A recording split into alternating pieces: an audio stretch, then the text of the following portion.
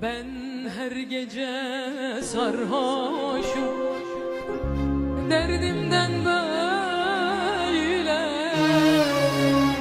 Ben her gece sarhoşum, derdimden böyle.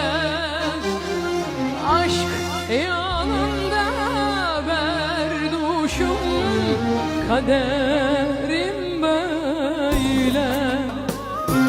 Aşk yolunda berduşum, kaderim böyle.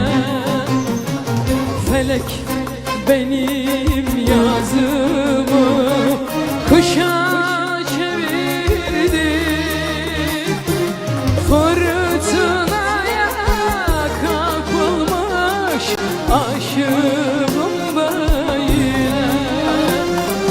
Fırtınaya kapılmış aşığım böyle. İçki nedir bilmezdim,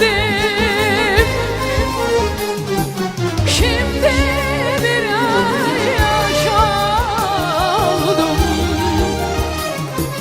Kederle ızdırapla ben arkadaş oldum. Kederle ızdırapla ben arkadaş oldum.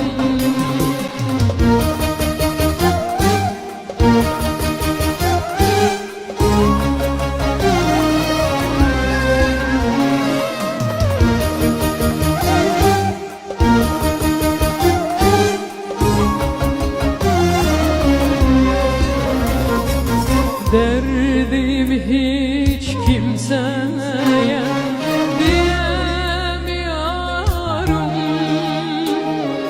Derdim hiç kimseye diyemiyorum. Böyleymiş alım yazım, silemiyorum. Böyleymiş alım yazım, silemiyorum.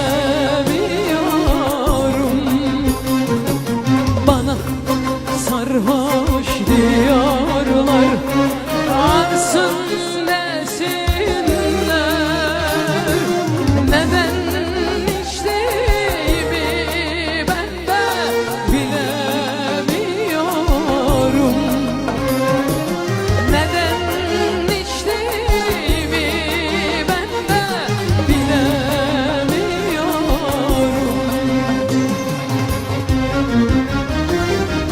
İçki nedir bilmezdim,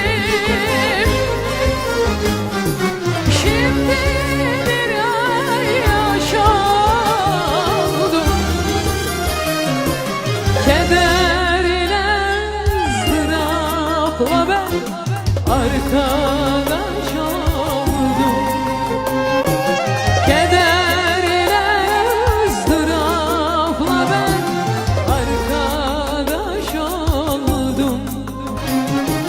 Kederle ızdırapla ben arkadaş oldum.